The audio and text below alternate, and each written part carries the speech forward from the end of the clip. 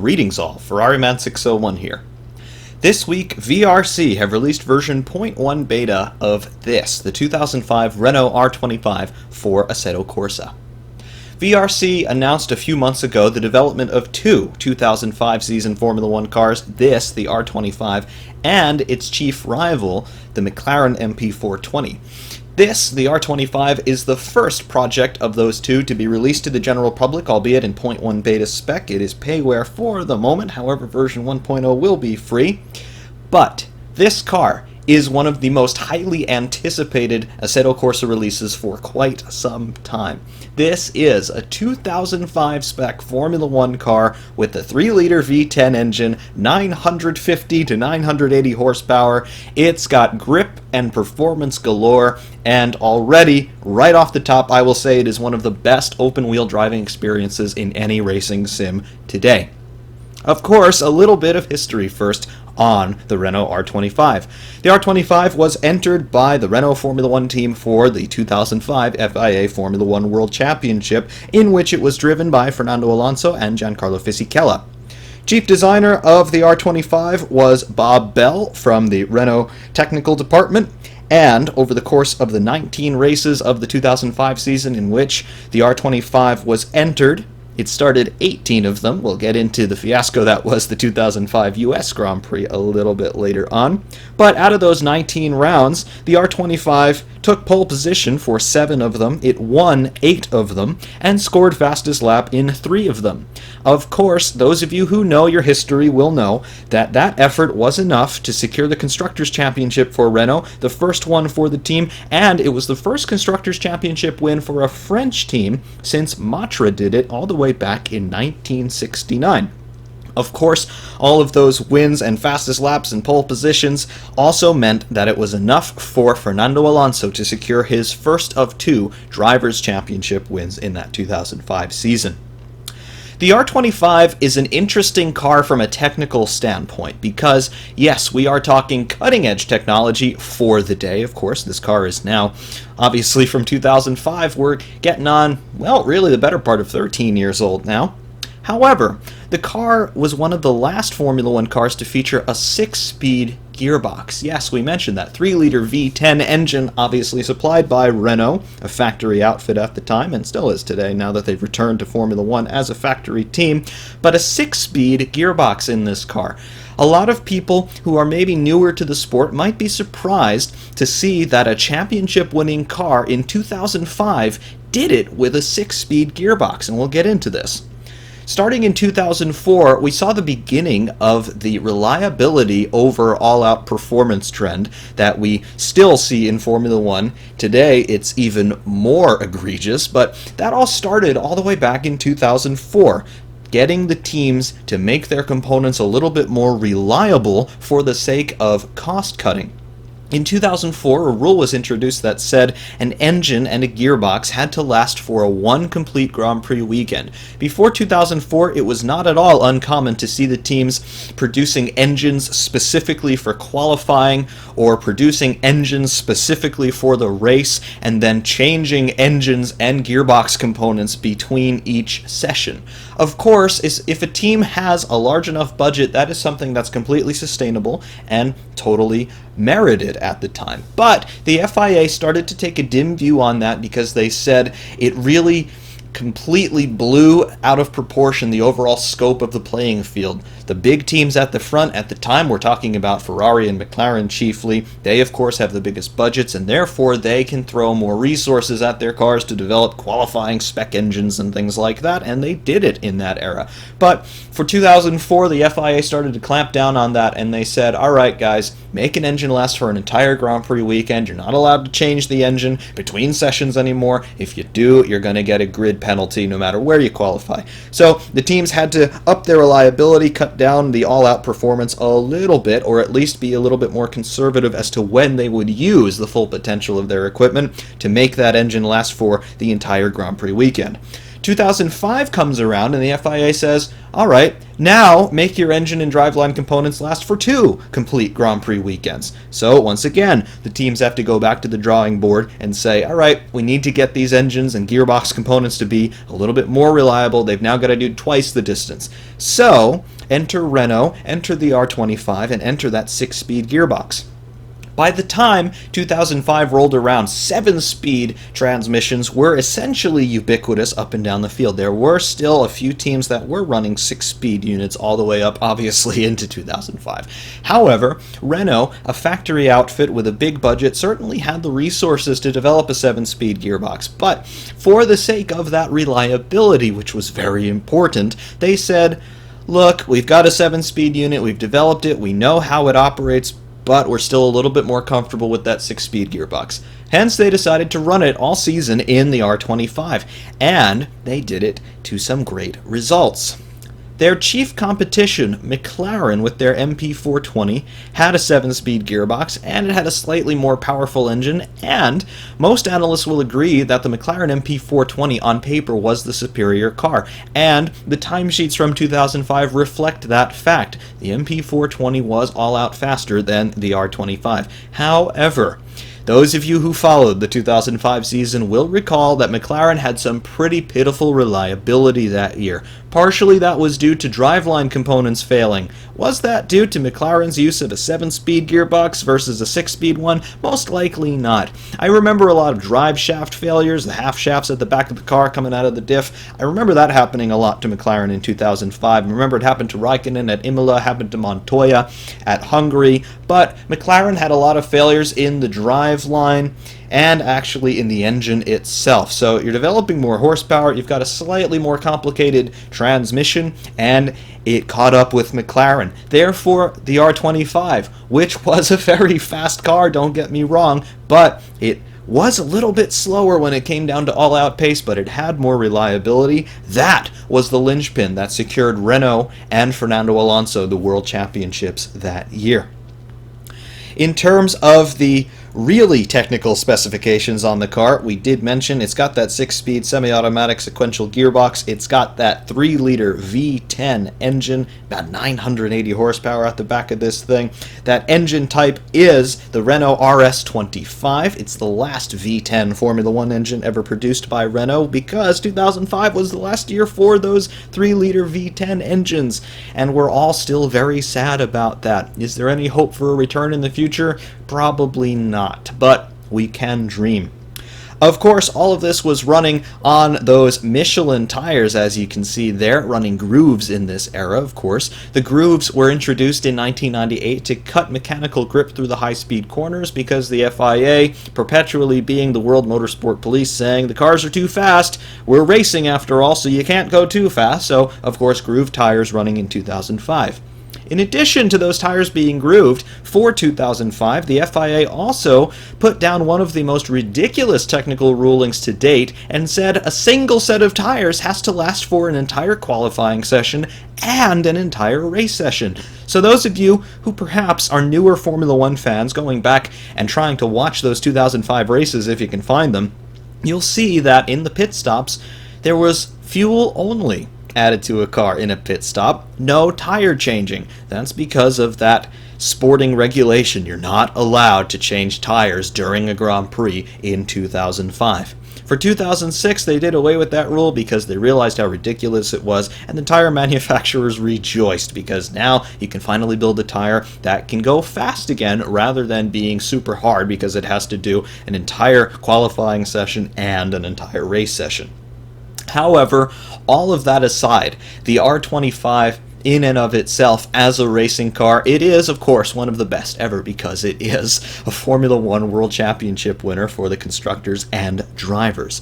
Absolutely great example of mid-2000s engineering here, and of course, because it is a member of that class of 2005, it is one of the last Formula 1 cars to feature that V10 engine, which means that in a straight line, and of course around the corners too, but particularly in a straight line, it is really, really, really quick.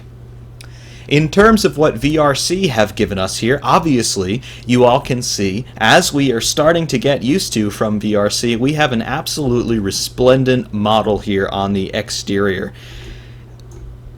I'm speechless. I'm really speechless when we have a look at this car here in showroom view.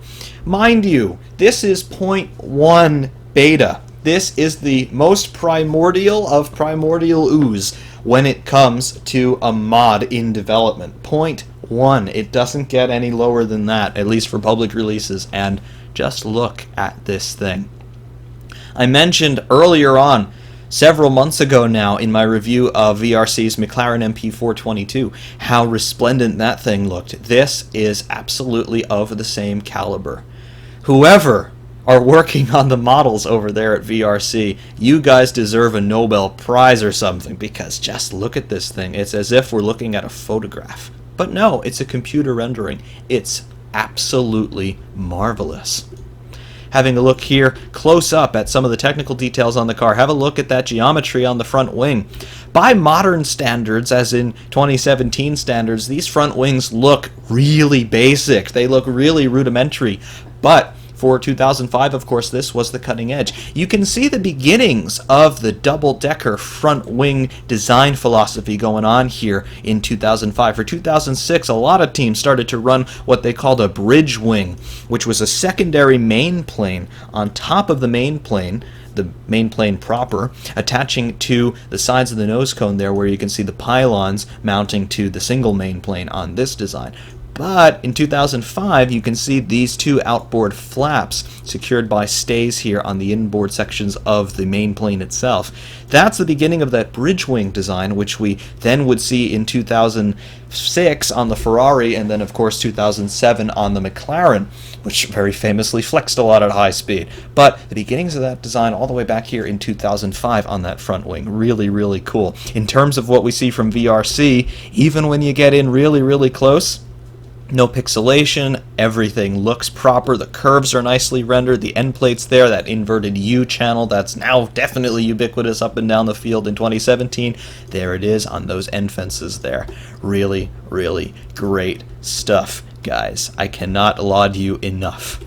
Of course, you can also see the locations, colors, and overall design of all the sponsorship graphics on the car right on the front end here. Renault F1 team, that's really crisp and clean, absolutely love that. And then moving up the nose section of the car, you can see those great reflections here, the Michelin man in the center, of course Michelin, Renault's tire supplier back in 2005, really nicely rendered there. Love all of that detail. The overall shapes, sizes, and locations of everything, absolutely perfect. This car, we all got to know it really well. I definitely got to know it really well. 2005 being the first full year that I followed Formula One, and of course this car was winning everything, so I saw it a lot, and I really got to admire the design on this. And VRC, you have really reproduced that 100% faithfully. I love it so much. Moving around here, outboard on the left-hand side of the car, you can see the wheel details there. Very, very nice detail, both in the wheels themselves as well as in the tires, those Michelins that we mentioned. Over in the wheel, you can see that they're from OZ Racing, and you can see a valve stem cover as well to top the tire up with air. Love it. Wheel nut detail, you can see the safety pin there, the safety pin catch. It is that cylindrical section that's protruding outboard from the center section of the wheel nut. Mechanics would pull that after they put the tires on the car just to secure a ball race. There are ball bearings inside that wheel nut, and when the mechanic pulled that little pin back toward him after bolting the wheel on, it would jam those ball bearings into little sockets that would keep the wheel nut from backing itself off as the car was out on track. I remember the 2007 Spanish Grand Prix. Nick Heidfeld had a pit stop for BMW at the time, and they forgot to pull that safety pin, and the wheel nut was not secure either, so they pulled the safety pin just to keep that wheel nut in place. The BMW mechanics forgot to do that. Heidfeld left the pits, and the wheel just started to shake around on its mountings. It never left the car, but that's what happens when you don't have that safety pin in place. That's what its function was. Anyway, back to Renault in 2005. Looking inside that wheel, you can see the brake disc has been rendered nicely, as well as the brake caliper. You can see that caliper and disc material supplied by AP Racing by that little decal in there. Moving away from the wheel toward the center section of the front end, barge board treatment, Compare this to the Ferrari F2004, for example.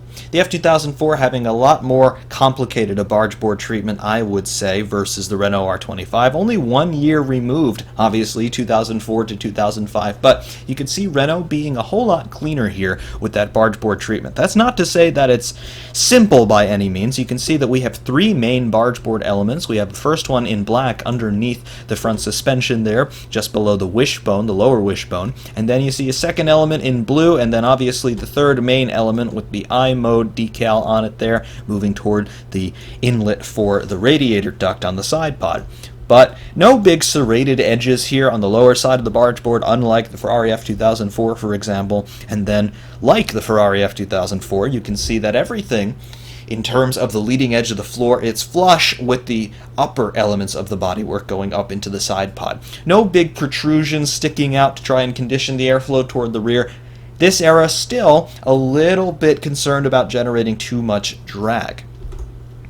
Talking about that radiator inlet there, you can see that there are some bolt hole decals there with the bolt heads nicely rendered, and then looking into the duct itself, the duct has been rendered. I can't quite tell if a radiator has actually been rendered in there.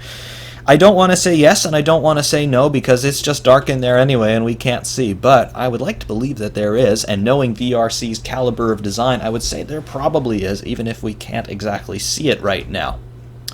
Toward the center section top side, there's the cockpit. You can see some great detail in there. We will be going into the cockpit in a couple of minutes.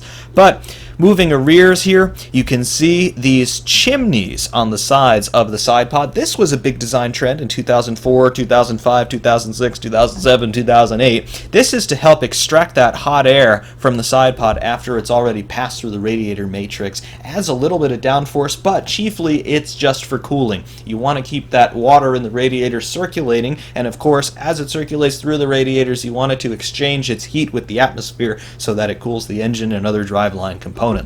Just to rears of that chimney is one of these flow modifiers, turning vanes, people call them all kinds of different things. It's just a little winglet to help add some downforce toward the midship section of the car. Moving down from that little flow modifier, that vane, winglet turning vane, you've got all of these strakes, these gills cut into the midships bodywork and the engine cover. This is further to help extract some hot air from that engine bay because 19,000 RPM from a V10, things got mighty hot back here, so any ventilation that you can legally get, you're going to exploit it. Renault cutting some big ducts, big gills into their engine cover in 2005. I love that detail. It looks really dramatic as well. Down to the lower section of the side pod, you can see more swooping sections of bodywork just to add a little bit more downforce in this area and also to condition that air and turn it upward so that it flows around these rear tires, which you can see here. Really great detail on the rear wheels as well, just as good as the front, but the geometry is a little bit different because the rear wheels are, of course, wider than the fronts. The wheels, anyway. The tires, not so much, slightly. Moving toward the rear section, of course, you've got the rear wing detail. These end plates, unlike today, pretty much flat end plate sections, not like what we see today with these big flares on the trailing edges of those end plates. 2005, 2004, 2006 as well, pretty much flat, straight and level at 90 degrees there.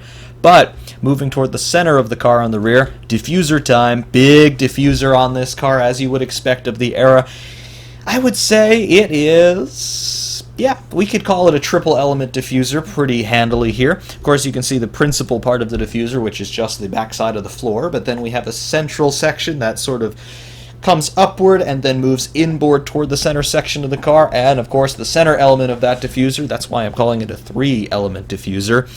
Absolutely huge tunnel out the back. Of course, the idea here is just to help the air expand out the back of the car, and when air expands, of course, the pressure will drop and you'll get downforce because you'll get suction at the back of the car. Of course, that's in conjunction with the high pressure produced by the main plane of the rear wing. Lots of rear grip on this thing, and of course, with all that horsepower, you need it. I really like the modeling detail back here because you can see the starter hole.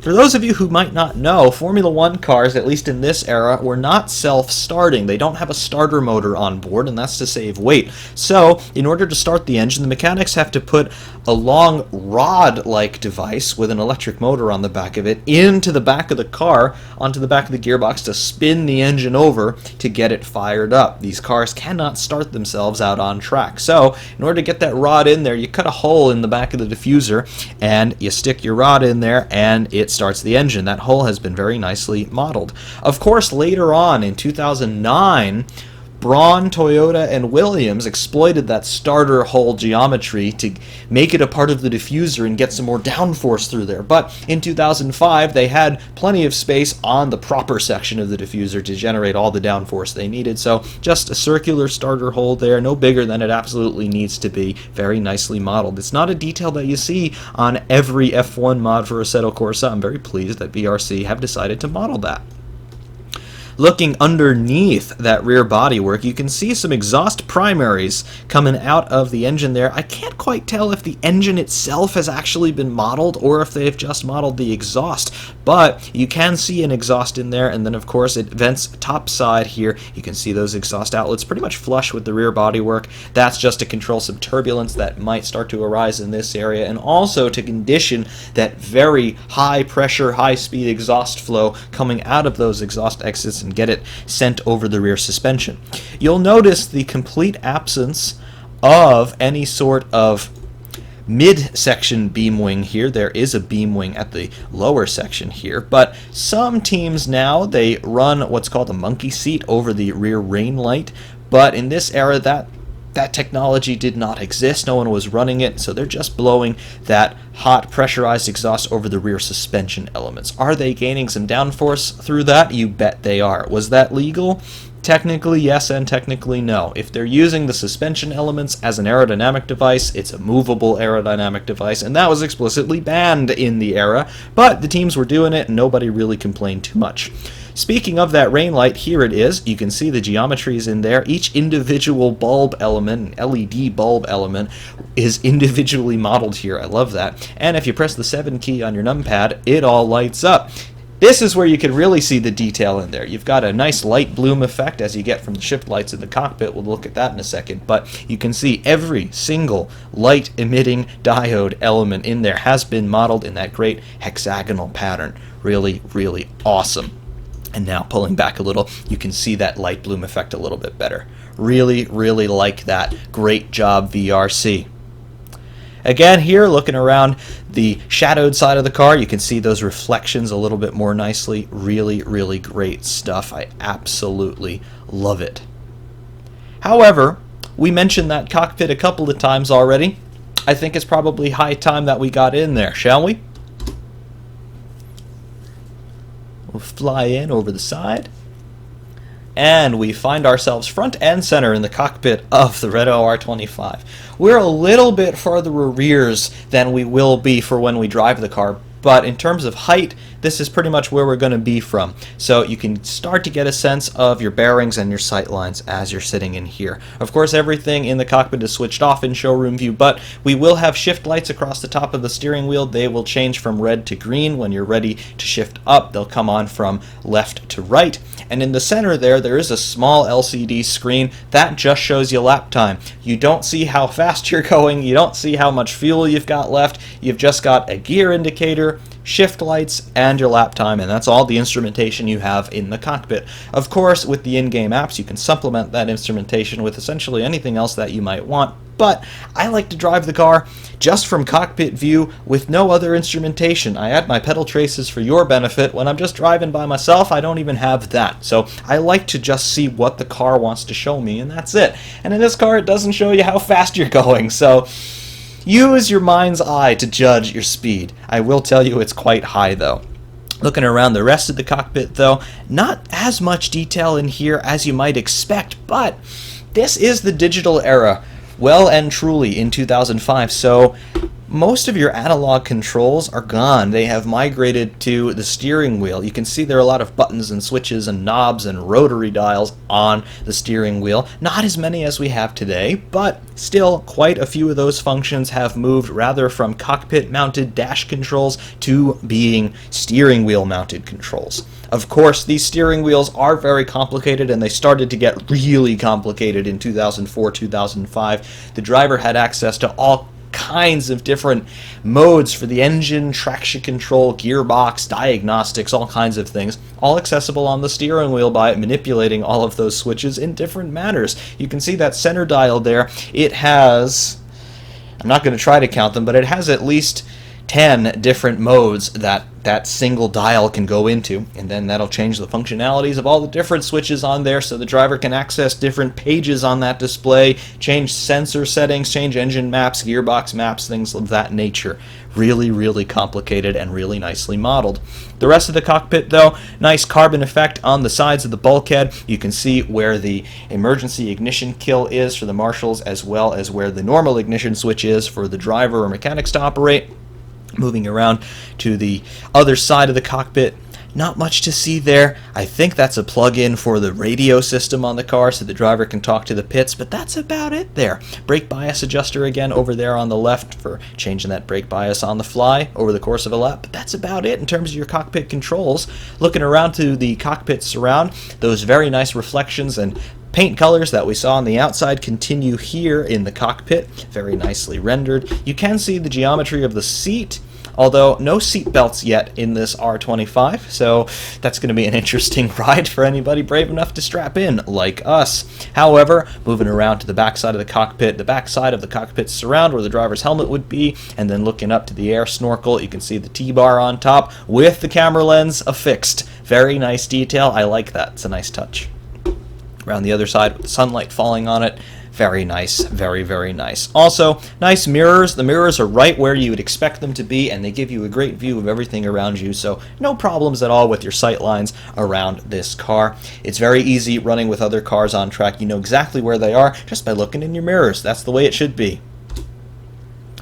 We're leaving the cockpit now, and we'll just take one last look at the exterior of the R25. This is an absolutely great car already, and it's only in 0.1 beta spec.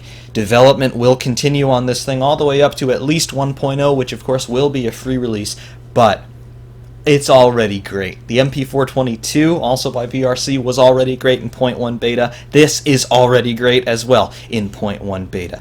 Absolutely awesome car already, and that's just looking at it sitting still. It's quite another story when you drive VRC's R25, which of course we're going to do in a moment. We're going to go to the Nurburgring for this review, and the reason for that is thus. That no tire change rule for 2005 reared its ugly head on a few occasions, namely when drivers would flat spot their tires. At the 2005 European Grand Prix at the Nurburgring, as that race was then known, Kimi Räikkönen in the MP420 dominated all day long, but he put a couple of really nasty flat spots on his right front tire.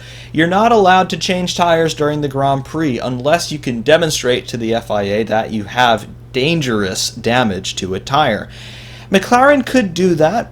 You were allowed to change a flat spotted tire if the FIA deemed it was sufficiently damaged and it was therefore dangerous. McLaren had the option of making a pit stop, but were they going to forfeit an almost certain race win for Räikkönen by making that pit stop? No, they weren't. So Kimi decided that he was going to go for it, but starting the last lap of that 2005 European Grand Prix, the front suspension let go in spectacular fashion. Kimi careened off the circuit at turn 1 into the gravel trap, and Fernando Alonso took his most dramatic and, in my opinion, most lucky race win of that 2005 season at the Nürburgring. We all remember that race because poor old Kimi Räikkönen just had more bad luck to really take the wind out of his sails for any chance of winning that Drivers' Championship in 2005. But I also remember that win for Fernando Alonso being so lucky and so dramatic. So that's why we're going to go to the Nürburgring today. We'll see you there in just a moment. Welcome to the Nürburgring. Before we get out on track, of course, we're going to have a look through the setup screen and show you what the default setup values got going on here. On the gear screen here, you see all of your adjustments for your gear ratios, 1st through 6th gear, as well as your final drive. You'll see that the gearbox has set up on default to top out at about 207 miles per hour at the top end of 6th gear. Of course, all of this is going to be aero dependent. Tire screen. You've got 4 Michelin tire compounds to choose from. They are all rather harder than you would expect because, remember, 2005, no tire changing between the start of qualifying and the end of the Grand Prix. So you've got 4 compounds. You've got hard, medium, which is the default, soft, and super soft. For our second run, we're going to be running on the softs, but for right now, we're going to do our first shakedown on the default setup, so the mediums will be fitted. Fuel, we default to 90 liters of fuel in this car. However, the maximum capacity of the fuel tank, as you can see, is 130 liters. We'll just shut it down for the moment. Electronics, traction control settings. You've got 6 steps of traction control, so it goes all the way up to 6, all the way down to 1, and then, of course, you can turn it off as well if you so desire. In 2004, 2005, really since 2001 and all the way up to 2008, Formula One did use traction control. It was banned in 2008. However, despite the cars running traction control, most of the teams ran with quite a bit of slip. They called it slip in that system. It allowed for quite a bit of wheel spin. Really, all of this was down to driver preference and overall driver taste, but at the same time, that traction control did help with managing the wear rates on the rear tires. So you can play with this as you do desire. On the aero screen, front and rear wings, that's the only thing you've got to play with aero-wise. The default values are shown, 9 on the front and 6 on the rear. However, you can go all the way down to 0 if you so desire on both the front and rear wings, and you can go all the way up to 10 on the rear and all the way up to 20 on the front. You don't see the flaps changing their angle visually here, but of course the effects are modeled in the sim. Alignment, camber, and toe on all 4 corners. Default values are shown. You can adjust these any way you like. Dampers, your bump and your rebound. So your bound and rebound, if you like, on all 4 corners. Drivetrain, your diff, power coast, and preload here, 10, 40, and 15 Newton meters respectively. Generic, the engine limiter, this is your rev limiter, goes down to 95 if you so desire. Maybe you just are starting to get your feet wet in open wheelers and you just want a little bit of safety net, if you will, but 100's where it's at. Keep it at 100. Don't go down to 95. No reason for that. Brake bias defaults to 56% to the front. Sometimes I actually do feel like that's a little bit too rear bias still, believe it or not. Depends on the fuel load and how the chassis dynamics change over the course of a run. Brake power, that's the power that the brakes have when you get on the pedal. 100% is a 1-to-1 correspondence between the movement of the pedal and the action of those calipers. And of course, steering assist, that's your power steering. Suspensions, you got 2 suspension setup screens. This is the main screen, anti-roll bars front and rear, as well as your heave rates, that's the center spring for the front and rear, and then you've got ride heights on all 4 corners as well as wheel rates. Secondary suspension settings, you get a travel range for your heave dampers. Heave is the motion of the car up and down in a symmetrical position. So you have a heave damper on the front and the rear, and then you've also got travel ranges for all 4 corners as well. So that's your setup screen on the R25. All default values shown. We are going to do this run completely on default setup, at least our first run. So that brings our fuel load up to 90 liters, the medium Michelin tires fitted, and we'll head to the cockpit. In the cockpit here, you can see the only onboard instrumentation you've got is a gear display in the upper right of the steering wheel, showing N right now because we are, well, in neutral. However, it will cycle all the way up into 6th gear. Only 6 speeds in this box, no 7th gear, and it will cycle through reverse as well should you need to punch up reverse. Additionally to that, you've got a lap timer in the center of the steering wheel on the only LCD that we've got here, just ticking away past 5:15 right now. Additionally for this run, as always, we've got the pedals in the lower left, but for this particular review, I'm also going to run the tire screen in the lower right. 2005, no tire changes. On our second run, we're going to be using those soft compound tires, and regardless of what happens, whether I flat spot the tires or I damage them otherwise by going off into the gravel, whatever, we're not going to change them, just for the sake of realism. However, how does this thing feel on default? Let's go find out.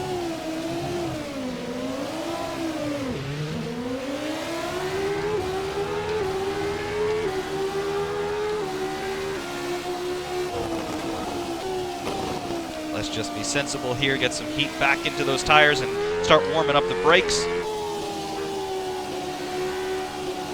See, I've got an absolute fistful of understeer right now because those tires are cold. However, those of you who have seen footage on board with Fernando Alonso in 2005, you'll know that the Spaniard had a very peculiar and particular technique for driving this car back in the day. He would throw his car into the corner, usually medium or somewhat high-speed corners, mostly medium-speed corners though, with a whole fistful of steering lock. He would create horrible understeer, initially with turn-in, and then more or less he would compensate with either some trail braking or his throttle application to control the rotation of that nose and get the car settled into the corner and pointed toward the apex. This car on default setup, I know we're not up to temperature yet, but I will just say it does have a fair amount of understeer dialed into it off of default, and normally that would annoy me. But because Fernando Alonso drove this car in the way he did, I tend to believe that the real-world R25 had to be a bit understeered.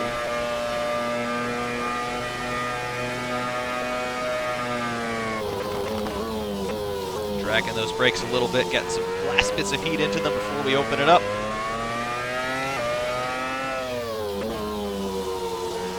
And now let's launch it with full beans down start finish.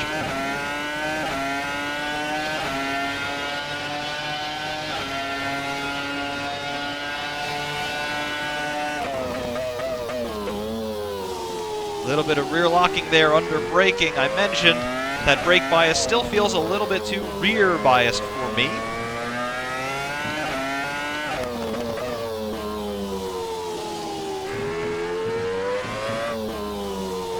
Still working the last phase of that tire warm-up.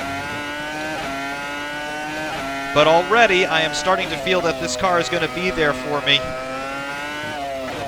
which means we can start to push it a bit.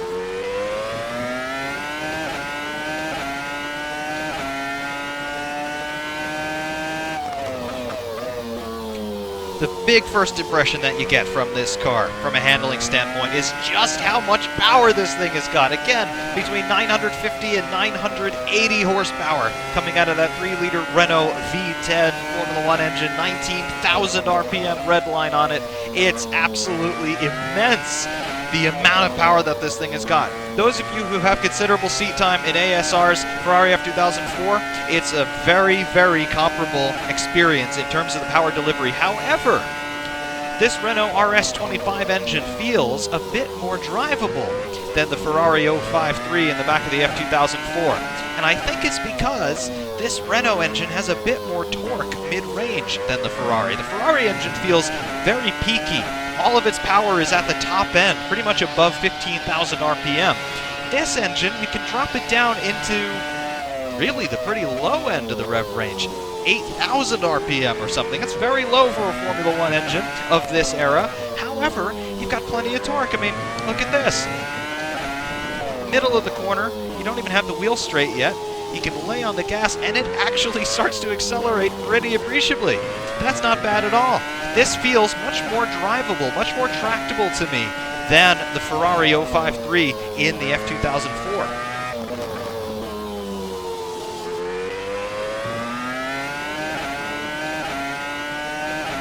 On the way up through that box though, really winding it out in fifth before the braking for the hairpin. On the power hard. The S, not quite flat, not quite flat. We will be flat through there, I promise. Once we burn off some fuel and we put on our other setup, this will be flat. You can see some understeer, still playing with some understeer there. Even though the tires are up to temperature, that is now down to the default setup.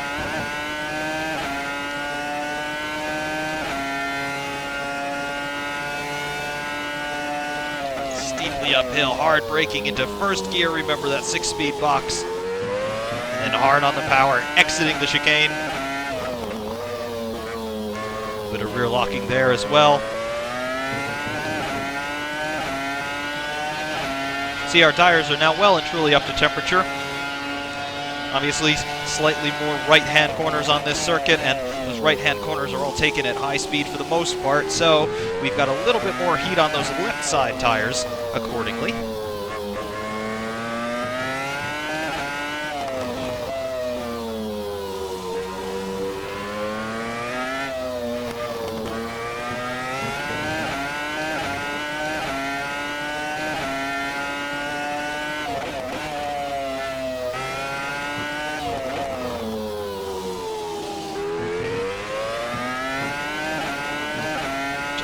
lunging downhill, using all the revs on that motor before jumping on the brakes and throwing it into the corner. Alonso used to do that a lot. I remember back in the day Martin Brundle describing Fernando Alonso's driving style in 2005 and 2006 as ugly but effective. He would create so much understeer with his initial turn and just throwing the car into the corner with absolute armfuls of steering angle, yet using a little bit of trail braking and using careful throttle application, he would compensate, get the nose tucked into the apex, and then launch through the exit. That's one of the ways Fernando Alonso was so quick in this car, which, as we mentioned in showroom view, theoretically is a little bit behind the McLaren MP420 in terms of all-out pace.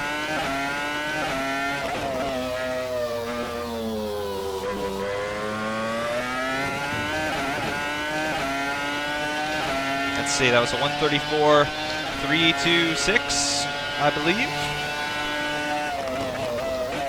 Not too bad for the amount of fuel we're carrying.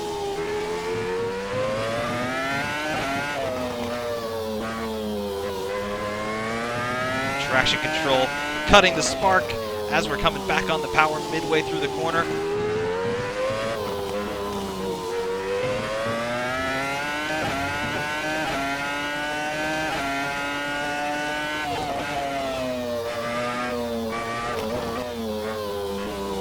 Just launching the car into the corner. Love it.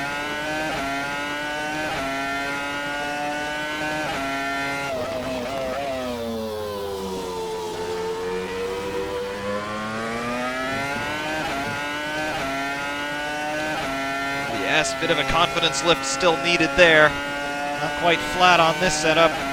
Not with all that fuel on board. Can also deal with a bit more front wing.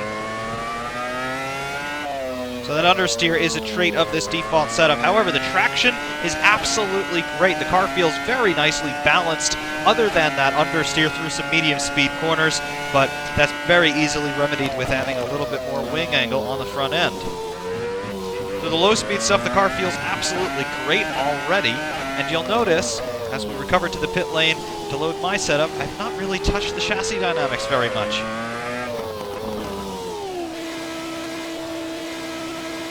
So before the temperatures fall away, you can see what the tires have done. A little bit more heat in that left side, as I mentioned, but everything well within its nominal working range. If anything, surface temperatures might be a little bit low, but you've got to remember these are technically medium tires, but they are a lot harder than that because they need to last for all of qualifying and all for the race. So back to the pit lane for us, and we will load my setup here. We'll have a brief look at that. Really not too much to mention though. We'll shut the engine off for now. Traction control, I've dialed it down to 1 here, and normally in Assetto Corsa this would mean that you have the most assist, but I think VRC have set this car up in the opposite direction. I think 1 is the least assist before you can turn the system off. So it feels like the rear end is a bit more skatey running with 1 on the traction control. You'll see that for sure. I've added a bit more front wing here on the aero screen. I haven't touched the rear. Feels fine on this setup. And on the chassis and suspension side, I have not touched a thing. These are all default values for alignment, dampers. Drivetrain I have touched. I've added a bit more diff power there, but the coast is still there and the preload is still there. Generic engine limiter, of course, 100. You want that. Brake bias, I mentioned that it's a little bit rear happy on that brake bias, but right now default setup, I can play with that, of course, on the fly if I so desire. Brake power, haven't touched that either, 100%. No changes here to the suspension in either the main or secondary screen. Like I said, everything feels fine. That understeer that you get on default, I want it. I actually want it a little bit because that is how Fernando Alonso drove this car back in the day. So I think that is probably a bit more realistic. But we'll throw some fuel in the car, not 90 liters. Let's run 65 liters and see how that goes. According to our projections here, that's going to be good for 14.6 laps. We'll see if we run through the whole tank. We might. So back here in the cockpit, let's get back out on track before we lose all of the tire temperature and we have to start from 0. Of course, the tires have been in the blankets.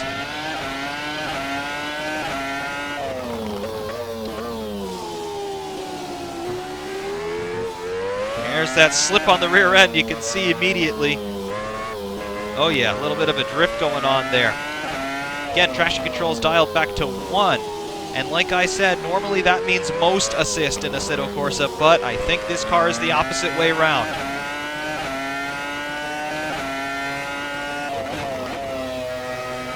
slightly cautious. Getting the last bits of temperature into those tires, getting some flexibility into them now. And remember, this is our set. If we mess them up, we mess them up. We'll deal with it. It's 2005 all over again.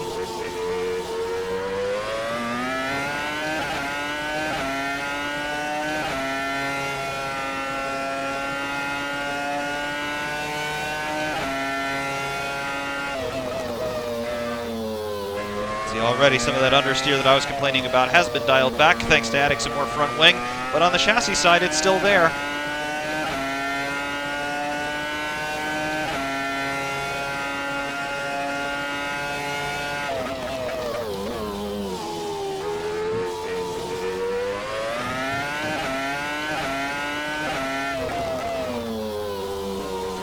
That was squirrely under braking.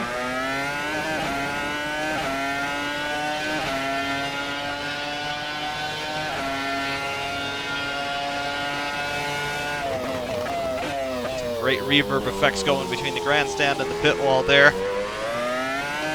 I've also got to say the obvious, VRC, absolutely, you've nailed the sounds on this engine. Renault had a very particular engine sound in 04 and 05, and absolutely this is it.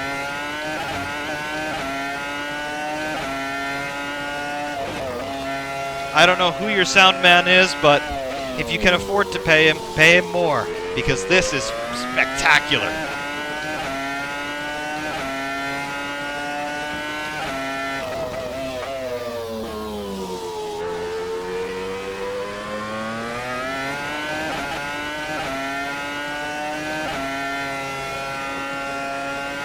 What is now called the Schumacher S. Wasn't called the Schumacher S back in the day. Top end of the circuit now plunging back downhill. Use all the curb. The car is happy going over the curbs.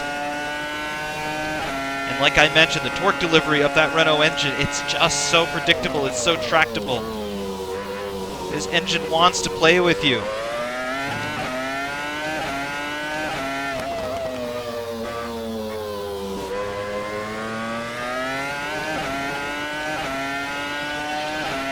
Tires are well and truly up to temperature now. Everything looks good there, feels good to me.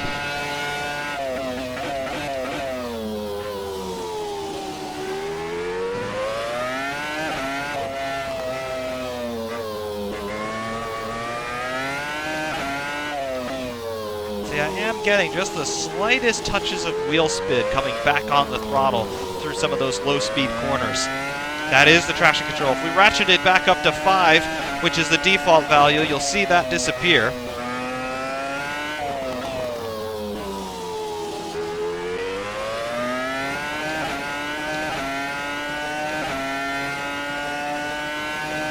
On the brakes. Love those brakes. Oh, awesome, awesome, awesome. And back on the power. Yep, there's definitely more traction control assist on 5 than there is on 1, and that's the S flat for the first time this session.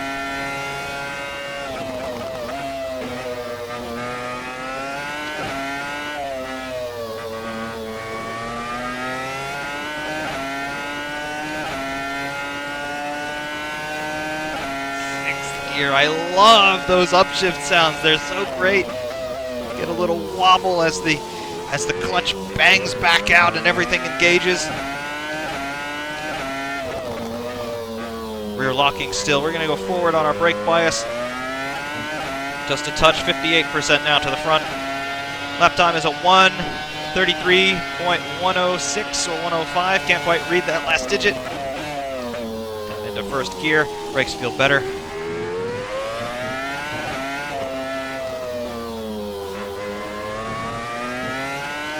Yep, you can see not nearly as much wheel spin now coming out of the slow speed stuff. Actually, basically none at all.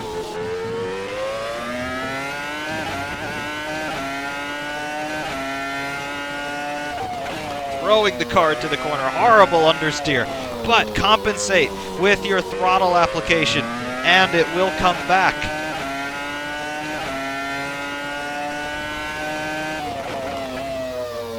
Drive it like Alonso, they say. Drive it like Alonso we shall.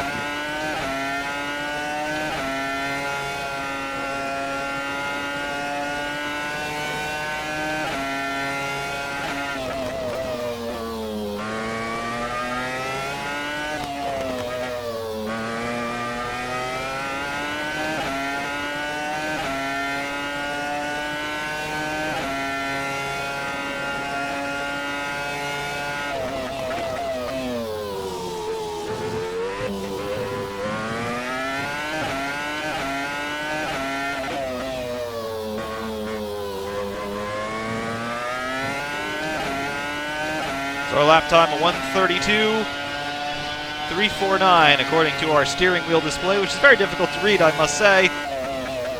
On other VRC mods, when you turn on the rear rain light, you get a little backlighting effect on your cockpit instruments. VRC, you got to add that to this car, please and thank you, because that LCD is very difficult to read when it's not being lit directly by the sun.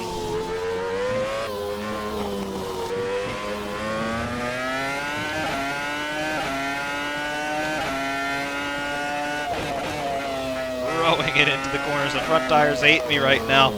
And rightly so, because I'm not Fernando Alonso. I'm just trying to impersonate him as best as I can.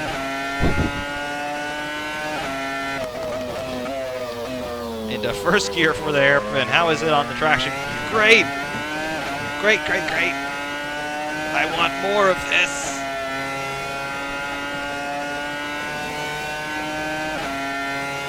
On the brakes, third gear. In a 7-speed car, that's a very easy third gear corner, but in this one, it's third or second.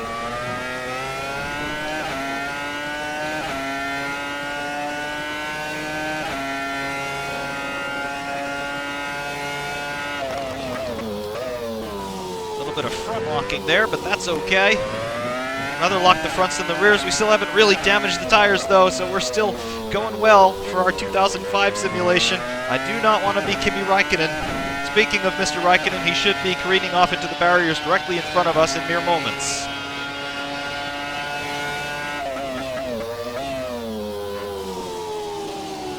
Yes, here's where Alonso moved into the lead on the final lap of that European Grand Prix after Kimi's rather unfortunate flat-spotted tire leading to suspension failure incident that we mentioned before. I remember, I think I threw something at the television that day. I was so upset that Kimi lost that race because of the stupid FIA rules. But somehow, when you're in this car, you're not thinking so much about the culture and the environment that brought it up. You're just thinking about how awesome it is, because it is awesome. This car makes you feel like Fernando Alonso, because you get to throw it into corners with fistfuls of steering angle, and it wants to play with you. It's not complaining. If you tried that in the F2004, you'd be spit off into the gravel so quickly you wouldn't have time to blink your eyes. But this thing, it just wants to play.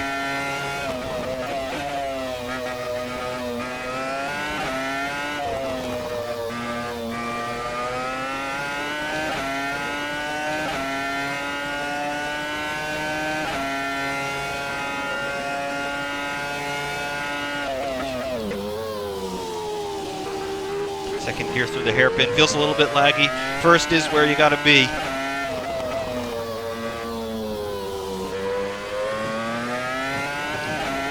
What's the lap time? 32.606.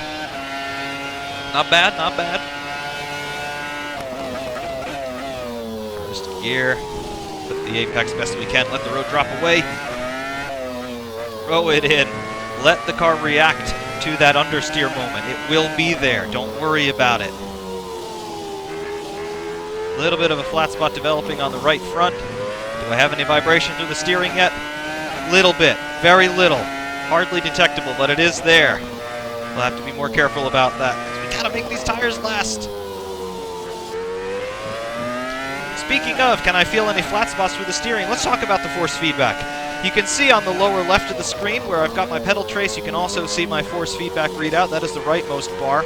Unlike some other videos where I do live action driving and commentary, you're not seeing any clipping, or hardly any clipping, maybe a little bit through the highest of high-speed corners like the S. But aside from that, you're not seeing much clipping. Overall, the force feedback by default on this R25 feels very light. The force feedback is very high definition. I've got great feeling through my TSPC Thrustmaster. I'm using the Ferrari F1 wheel for this. It feels the best fit for this car. But the force feedback is light, and I dialed my force feedback up for my review of Formula RSS2, the Formula 2 car by RaceSim Studio, because I wanted a heavier feel in that car, and I haven't touched it since I did that review a couple of weeks ago. But this car is very light by default, and that's down to your personal taste. Personally, I think that the steering in a Formula 1 car should be a bit lighter than, say, a Formula 2 car, because Formula 2 doesn't have power steering, and Formula 1 does. So perhaps a Formula 1 steering wheel does feel a bit lighter than some other categories. But then again, I've never driven a Formula 1 car, and I likely never will, so I can't personally attest. I can personally attest, though, that generally speaking, race cars, particularly open-wheelers, have very heavy steering. So this all comes down to your personal preferences.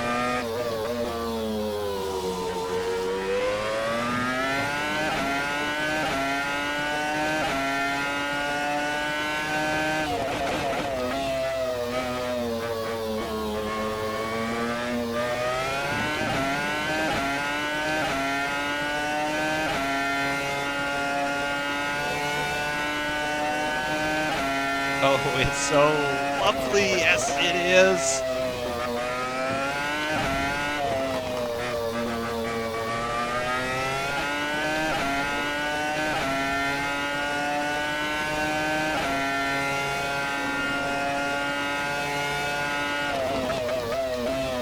First gear, we missed that first apex, use the back end to turn the car there, recovers nicely.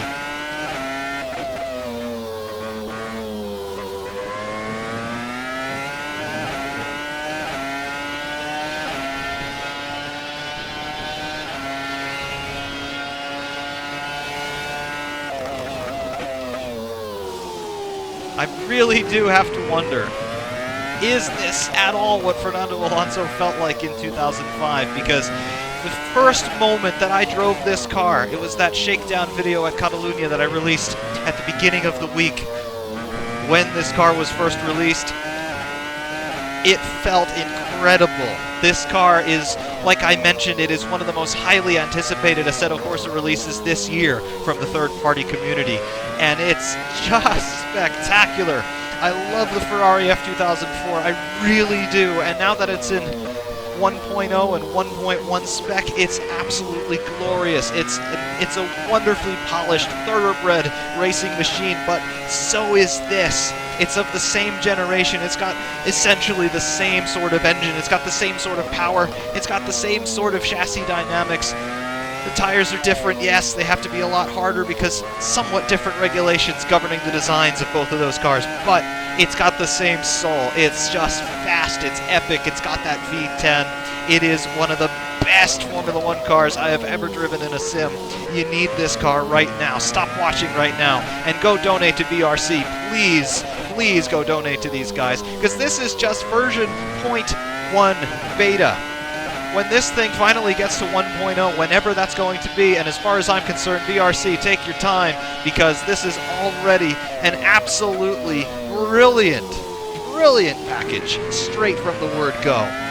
I thought the MP422 that VRC did would never be paralleled, let alone surpassed, but you've done it. You have done it. You absolutely have. This thing is doing nothing but putting a gigantic smile on my face, and oddly enough, it's making me feel somewhat emotional. It's bizarre. This is a video game. This is a pretend race car on a pretend racetrack in a pretend world. But I can't help but feel some real passion behind this thing. It is just something new. It is something fresh, and it really is awesome.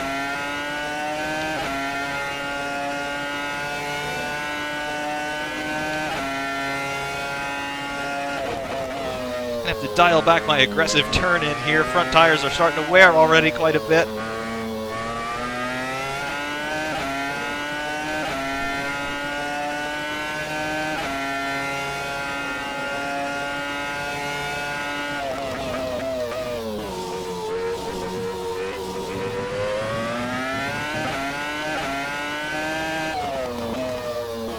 Finger slipped off the paddle there. Not a fault on the car, my finger slipped off the upshift paddle.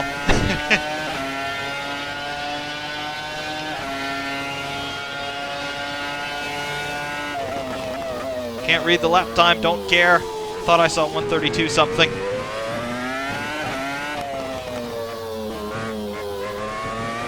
No idea how much fuel I've got left on board. Definitely lost quite a bit because we've run quite a few laps now. But but I don't care. I'll wait for the fuel light to come on in the upper left of the screen at some point. I don't know when, but until then, we're going to keep driving. It's just the best thing in the entire universe. If you've got Assetto Corsa, if you like Formula 1, get this. It's an absolute no-brainer. No-brainer whatsoever. I just made all of your decisions for you. It's $3.99 US. Just get it. Please, you will not be sorry that you did.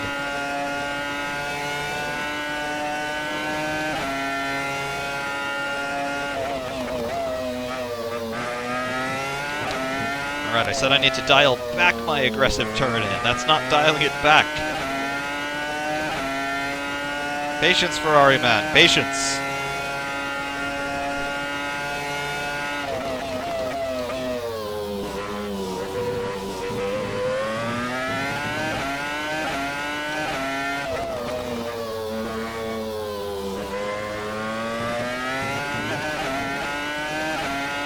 Engine bouncing off the rev limiter over the bumps. That's a 131. That was a 131. Wow. Wasn't anticipating going that fast. Yet there it is.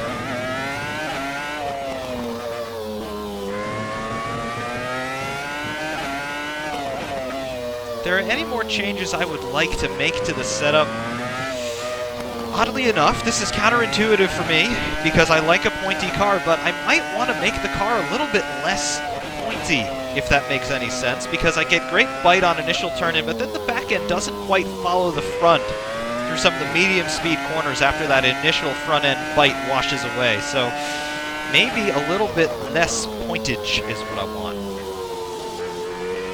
I would do that by maybe taking some rake away from the car, so either raising the front ride height or lowering the rear ride height slightly, maybe taking away a little bit of front wing. Not quite sure, it's more on the chassis side. So I'm more inclined to make suspension adjustments before I touch the aero balance.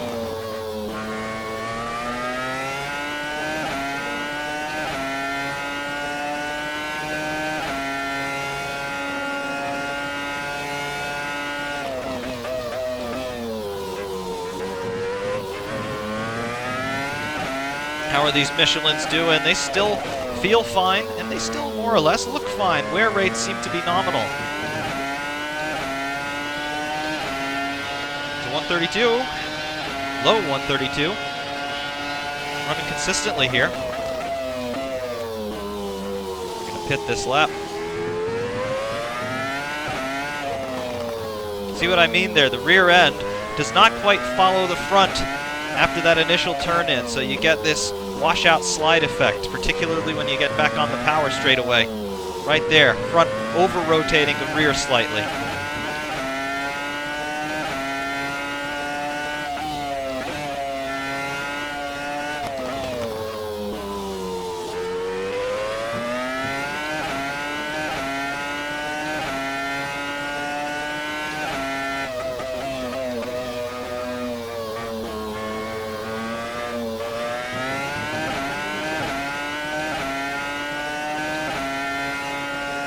Still flat through the S. Of course, now we're on really low tank, so it should be flat.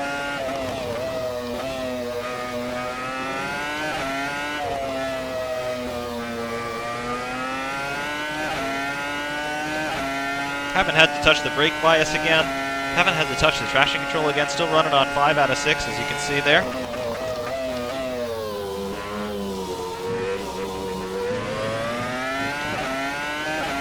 Dive into the pits. We're going to add fuel only. No tires. No tires.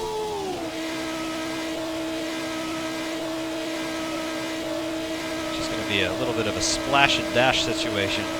They had 26 liters. According to our projections, that's good for about 5 laps.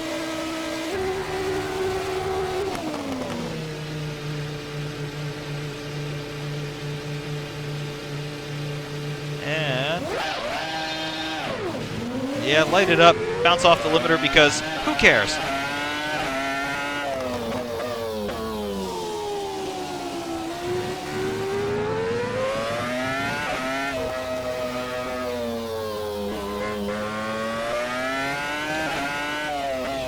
Gotta get some heat back into those front tires at very least. They have fallen off the cliff. Let's get them back. Got to watch in a situation like this, though, and of course in 05, the drivers would have had to contend with this after every pit stop. Get a lot more understeer for the first few corners on your outlap.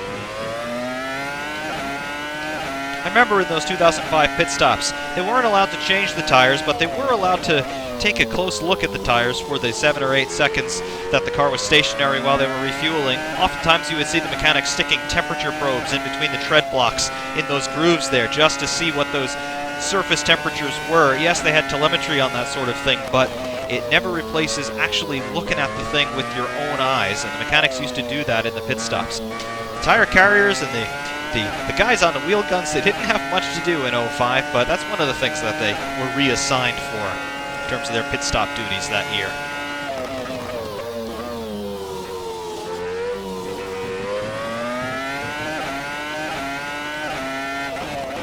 Alright, feels like the fronts have come back to me.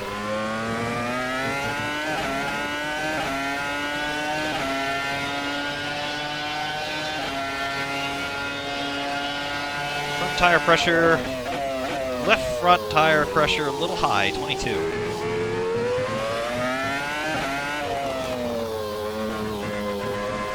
Was that a four-wheel drift in a 2005 Formula 1 car? Yeah, it was. That was four-wheel drift in a 2005 Formula 1 car. Oh boy, that's what this thing does.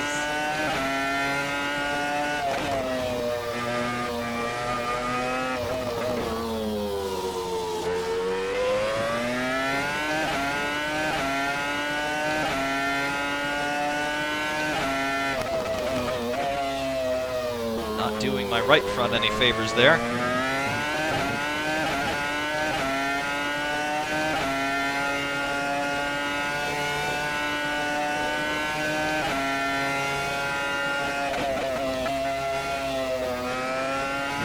Just using trail braking and throttle application to help that nose tuck in a little bit more. Works for me. Maybe you have different preferences, and normally I have different preferences too. I like momentum management. I like the car to naturally want to turn in. I don't want to have to use the throttle or the brake too much to influence that car's rotation, but here I can make an exception. Like I said, it makes you feel like Fernando Alonso. Alright, now I've definitely got some vibration going on. And as you can see, once you get a big enough flat spot on the tire, in this particular case the right front, just like Mr. Raikkonen did, it tends to lock up again and again and again, and usually it's in the same spot. So it just gets worse and worse and worse and worse and worse, until your suspension blows up on the last lap of the race.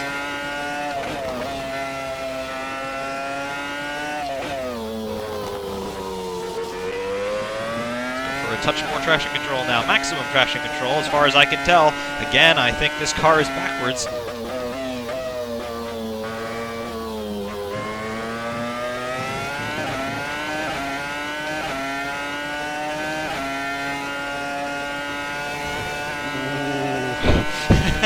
The S is still flat, just. Yeah, look at that. Twitchy a little bit. Even with full TC, it's still a little bit twitchy on the rear. Those tires are going off.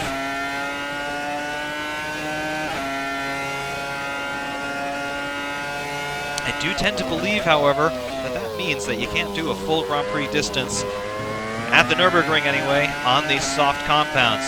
Mediums at very least, probably the hards, if I'm completely honest.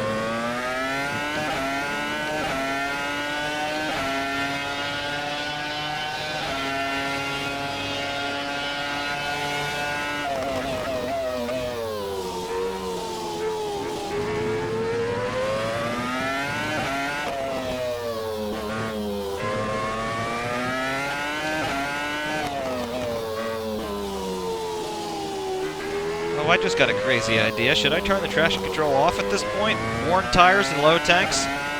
Yeah. Let's turn it off. Alright. Careful. Careful is the word of the hour.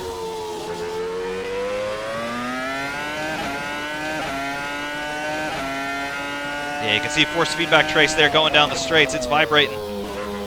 I have got that vibration on the front. Ooh, that was twitchy. Just a wee bit. A little bit of a confidence lift now.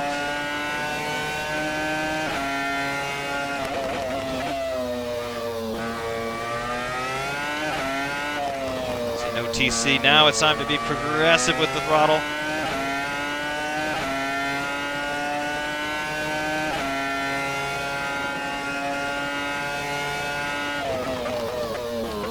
Braked myself slightly, got away with it. There's the big slide.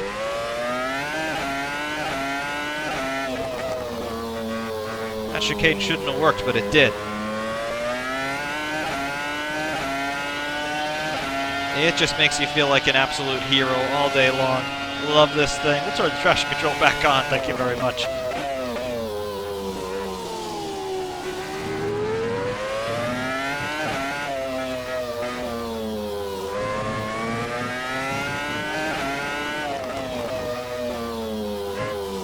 However long you choose to have a run in this car, which is not much longer for me because we're about to run out of fuel again, it makes you feel like you are Fernando Alonso. Soy el matador, is what he might have said as he saw Kimi Raikkonen plunging off at turn 1 at the 2005 European Grand Prix.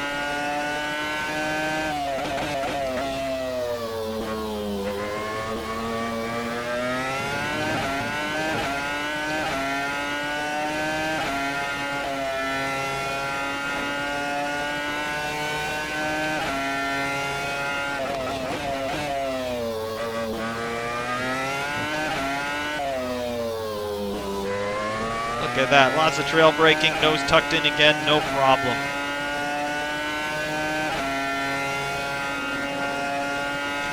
Left front has gone into the red in terms of the wear indication. All the other tires still firmly in the yellow territory. Another four-wheel drift in a 2005 Formula One car. Ooh, that's something else. And we still did a 133. This thing has so much speed.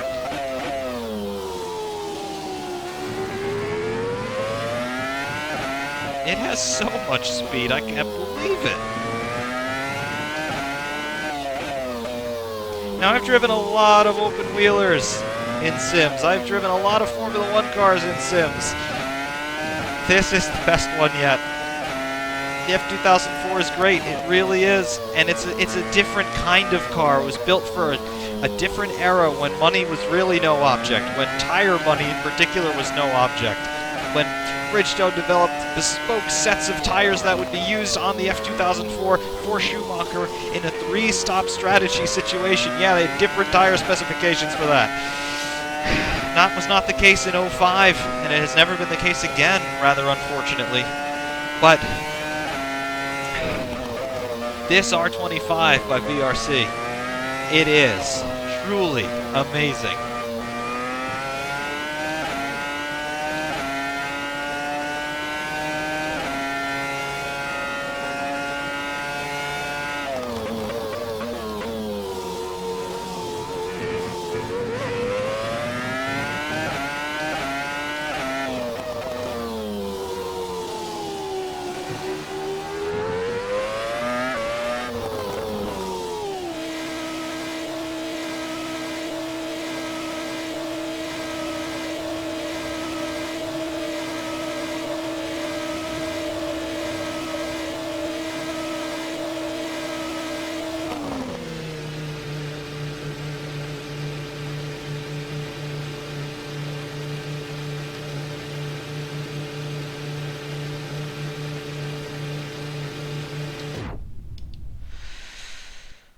Well, there it is. The 2005 Renault R25 for Assetto Corsa by VRC.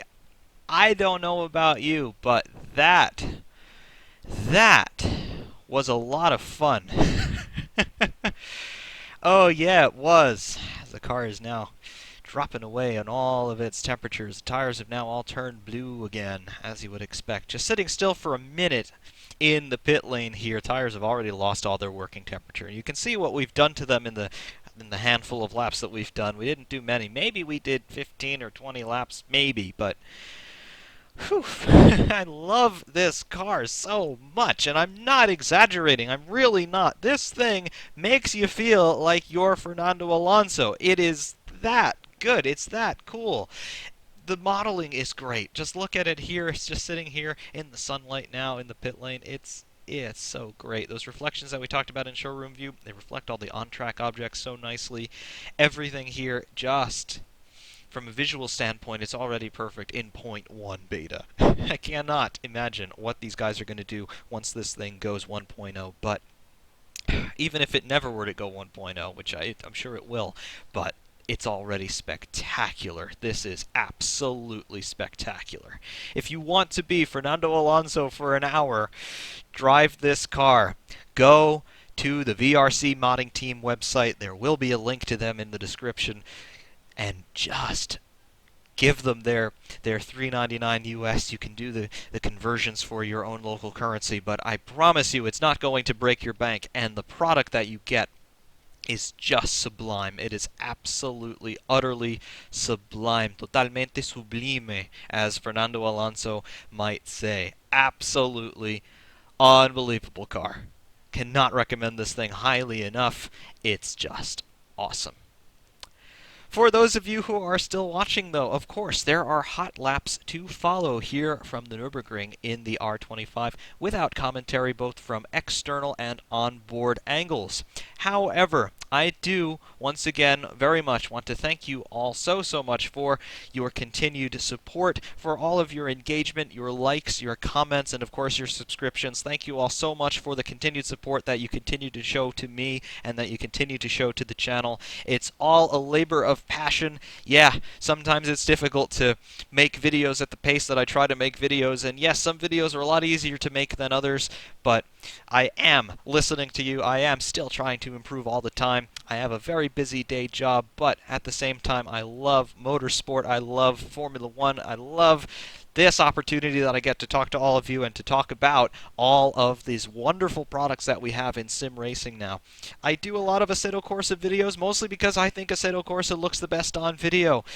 Do I think Assetto Corsa is the best sim out there? In some respects, yes, and in some respects, no. I think every sim has its good points and its weak points, but as an overall presentation package, right now, there's nothing better out there, to me at least, than Assetto Corsa. It's got the perfect blend of the graphics, the physics, and of course the great content that third-party developers like VRC are able to give to us week in and week out. It's absolutely wonderful. I think it is, as an overall package, the gold standard still in sim racing in 2017.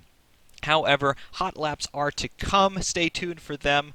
Until then, though, I'm signing off from the commentary side. Thank you all very much for watching. I do very much anticipate your comments and observations and your other feedback that you have on this one. Until next time, though, stand by for the hot laps. FerrariMan601 saying thank you very much, and we will see you soon.